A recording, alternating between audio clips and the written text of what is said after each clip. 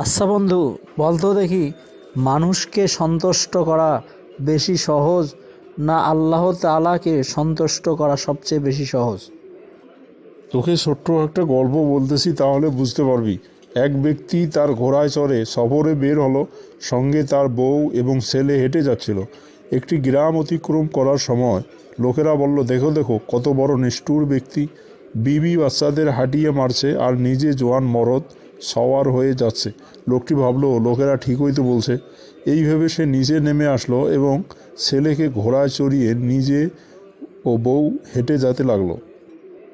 এভাবে কিছু দূর যাওয়ার পর ছেলেকে ঘোড়ার পিঠে দেখে গ্রামের লোকেরা বলল, দেখে দেখো, ছেলেটা কত বড় বেয়াদব! নিজে জওয়ান মরদ ঘোড়ায় চড়ে যাচ্ছে আর বৃদ্ধ মা বাপকে হাঁটিয়ে মারছে।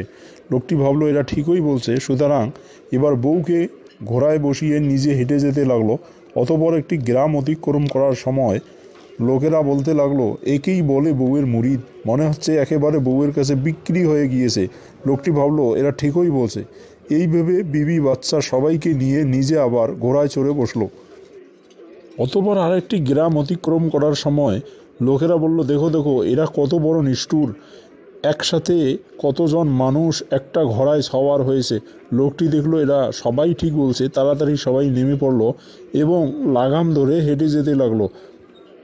এইভাবে কিছু দূর অতিক্রম করার পর লোকেরা বলল, দেখো, এরা কত নাশকর বান্দা! আল্লাহর নেয়ামতের কোনো কদর নেই।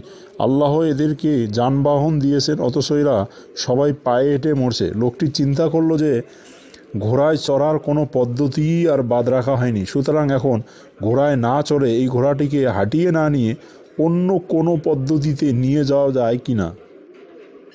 এই ভেবে লোকটি একটি বাঁশ জোগাড় করে ঘোড়ার চার পা বেঁধে ঘোড়াকে ঝুলিয়ে বাঁশের দুই দিক থেকে দুই বাপ বেটা ঘাড়ে করে চলতে লাগলো। এভাবে কিছু দূর যাওয়ার পর একটা নদী আসলো এবং নদীর উপর পুল পার হওয়ার সময় এই অদ্ভুত দৃশ্য দেখে পাড়ার ছেলেরা সব হো হো করে চিৎকার করে উঠল। আর এই চিৎকার শুনে ঘোড়া ভয়ে একটা ঝাঁকুনি মেরে ছিটকে নদীতে পড়ে গেল। বাঁশের বাড়ি খেয়ে দুই বাপ বেটার উপুর হয়ে পড়ে গেল। কারো মাথা ফাটলো, কারো থুতনি ফেটে রক্ত ঝরতে লাগলো। লোকটি ভেবে দেখল মানুষকে সন্তুষ্ট করার বিপদ কত মারাত্মক। সে আরও বুঝল যে সবাইকে সন্তুষ্ট করতে গেলে কাউকেই সন্তুষ্ট করা যায় না।